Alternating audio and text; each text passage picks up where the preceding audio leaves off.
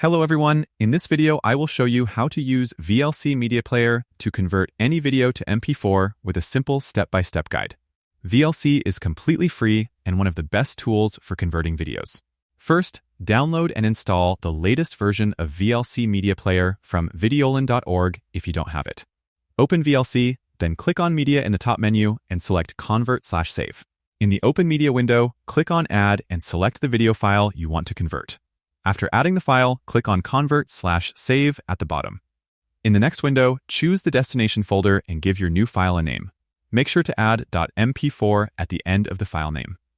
Now, in the Profile dropdown, select Video H.264 plus MP3 IMP4. This is the best and most compatible MP4 setting. Finally, click on Start to begin the conversion. The time it takes depends on the video length and your computer speed. Once finished, go to the folder you selected and you will find your new MP4 file ready to use. This method works with almost any video format, including MKV, AVI, MOV, WMV, and more. That's it.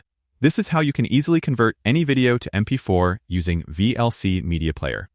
If you found this video helpful, don't forget to like and subscribe for more easy tutorials.